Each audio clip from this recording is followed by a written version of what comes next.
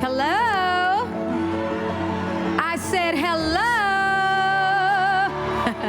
How are you guys doing this evening? Are you excited to be here? Because I am so excited to be here. I remember when this foundation was being put together, and to see the faces of the people that Barack and Michelle and everyone a part of making this a reality thought about, to see it come into fruition is really inspiring. So thank you guys for being here, and thank you for having me. I'm so honored to get to talk to you two again. We spoke earlier this morning, and you were just such a great morning cup of coffee. Like, you gave me the energy. I learned so many new things. I felt, like I wasn't alone in trying to help communities. I've been doing it in acting and in music. I've been trying to, at least, but to know that you guys are on the ground as well and you're passionate about the things that you're doing is so inspiring. And I don't like talking about myself all the time anyway. So I want to turn the tables, and I want people to get to know you. I'm here for you. All right? So I have a couple questions. Or do you guys want to ask me anything before I continue on? Yeah, actually, Janelle, it was really amazing getting to talk to you this morning, but I know that not everybody here got the opportunity to listen in on that conversation. So you talked a lot about how you're growing up, your experiences growing up helped develop I'm sorry, let me get the question. Experiences growing up help develop greater empathy with others. So could you talk to us a little bit more about the importance of empathy and community leadership? Absolutely. Well, I think what you're referring to is me talking about how my grandmother, who grew up in Aberdeen, Mississippi, and she moved to Kansas City, Kansas, she had 12 children, and I have over 50 first cousins. Mm-hmm. I have a huge tribe of family, and it's hell trying to get them into a concert. Everybody wants free tickets. Everybody wants to get backstage. Everybody got a friend. I'm just like, But I love my family. And one of the things, that happens when you come from a family like that is you learn community early on. Like, we were our own tribe, and everybody had to pitch in. I was washing dishes sometimes. Sometimes I was babysitting my little cousins for my aunt. Sometimes we were all under one roof, my aunts and my uncles and my grandmother. And it just taught me responsibility, and it taught me to protect the people that I love and I care about. And so what that has done is it has motivated me to do that in all things that I do. Whenever I take on a project in music or in film, I'm thinking about my community. How can I make them proud? How can I uplift them? How can I represent? Representation is so important.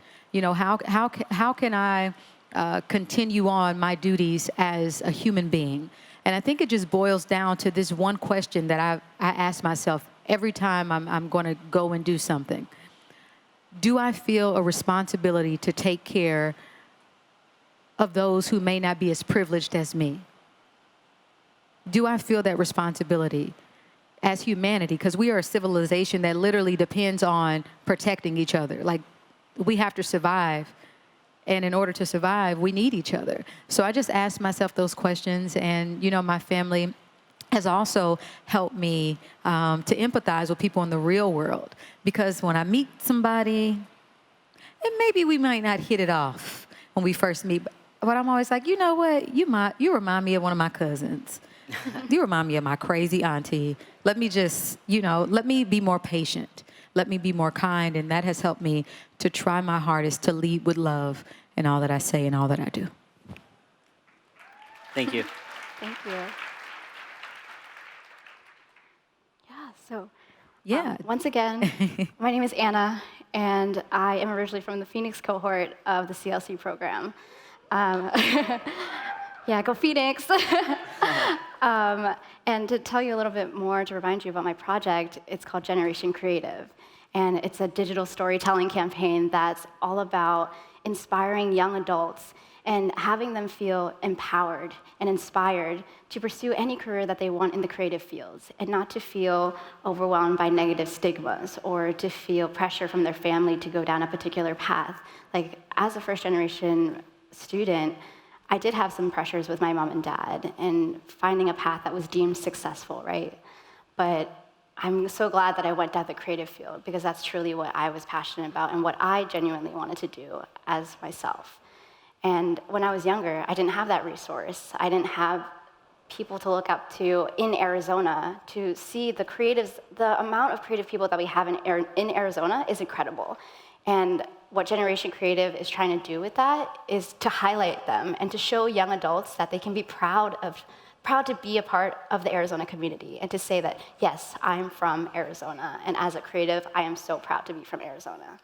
That's fantastic. Now you see why it was so inspiring to talk to them earlier, and I'm happy I get the opportunity to speak to you guys again. And so I have a few questions for you, Anna and Danny.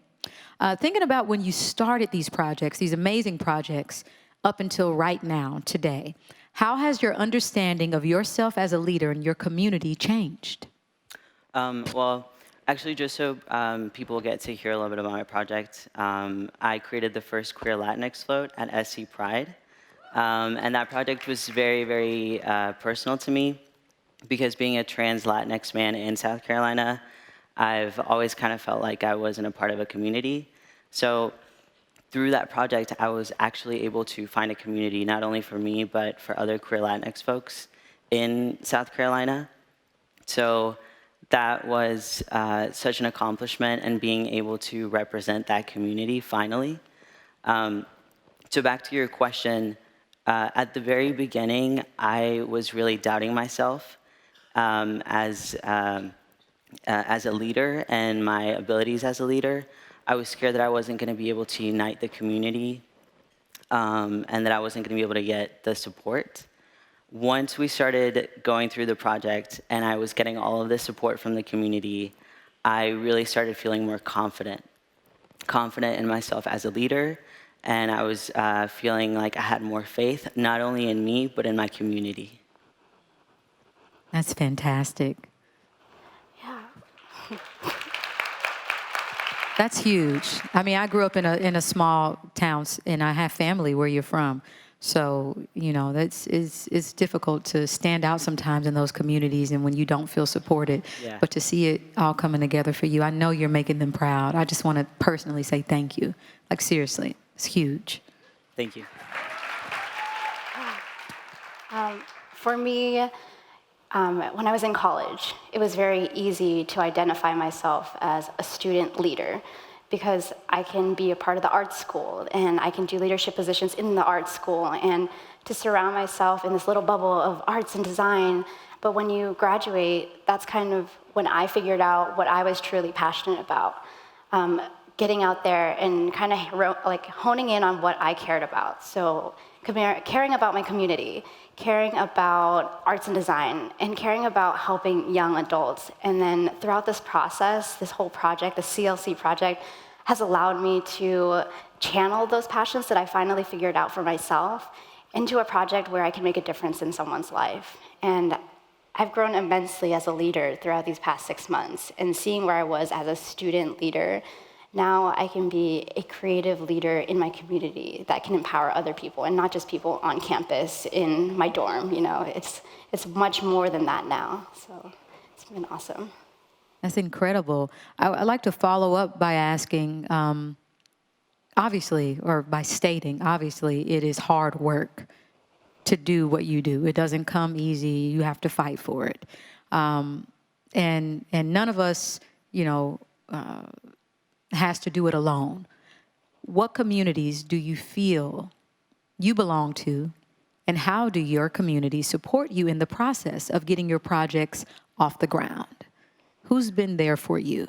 Yeah, I definitely feel super connected to the arts and design community in Arizona, as well as the Asian American community And specifically, really what has impacted this project is being part of the local community. And what I mean by that is I work for a nonprofit in Arizona called Local First Arizona. And they're all about strengthening the Arizona economy through supporting local businesses, through supporting local farmers and local artists. And what that has really taught me and what I applied from that is that we should be proud of what we have in Arizona and that we should use that as our asset to strengthen our own culture and the pride that we have for Arizona. So I really wanted to highlight the local artists, the local creatives, the local Taekwondo martial artists in our communities and show young adults that they can be proud of where they come from and to not notoriously graduate and then find a job in California or find a job in New York. Stay in Arizona and keep that pride that you have and where you went to school, keep that local and keep that at home. So that has been awesome. I know they're proud. I know they are. How about you? Well, for me, like I mentioned earlier, at first I didn't really feel like I belonged in a community. You know, in South Carolina, the Latinx community, in my experience, has been very homophobic and transphobic. That's partially due to our culture. The LGBT community tends to be very white. We don't get a lot of representation for people of color. So I was really worried that I wasn't going to get support from any of these communities. So I was really surprised when I realized that these communities started coexisting, and then all of a sudden it felt like a family. And I realized that it was a family when we finished our festival, when we finished the float at the festival. At the end of the parade, this guy came up to me, and he said, "I've never felt like I've been a part of a family before like this." And that made me feel like we really did it. Beautiful.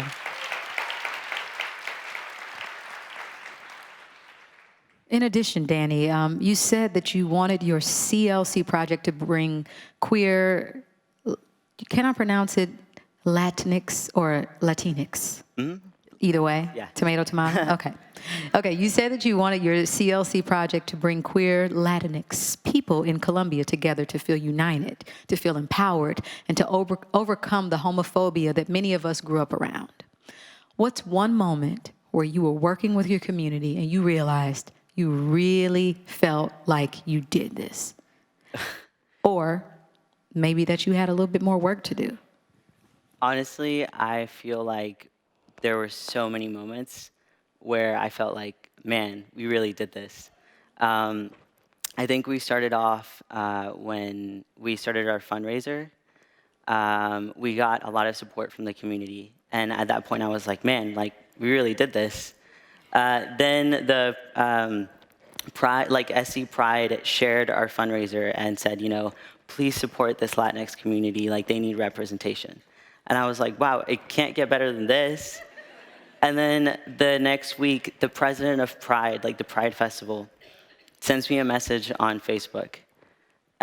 So formal, by the way. But he sends me a message on Facebook, and he says, we want you to be the Grand Marshal at Pride. And we want your float to lead the festival. Can you tell everyone who hasn't been to a Pride event what a Grand Marshal is? The Grand Marshal is the person who basically leads the parade. So not only was I leading the parade, but our float was leading the parade. And so at that point, I realized, like, we really did this. You know, like now it really can't get better. Like, we really represented the community now. That's beautiful. Yeah. Anna, can you tell us more about growing up in Arizona? I've been there to tour a couple times, but I always, you know, I'm in and out. So I would like to know, and I'm sure those who are watching and in here would like to know more about Arizona, and how did your experience inspire you to work with your community to demonstrate what leadership can look like in Phoenix? Of course. So I'm actually, like I mentioned before, I'm from Pittsburgh, Pennsylvania. And there's a huge, yeah, go Steelers, right? There's a whole community out there. Pennsylvania is super established. So they have, like, the communities are very established. The people know each other. There's already a culture there. And Arizona, in comparison, is only 100 years old. The state itself is only 100 years old and founded in like 1912.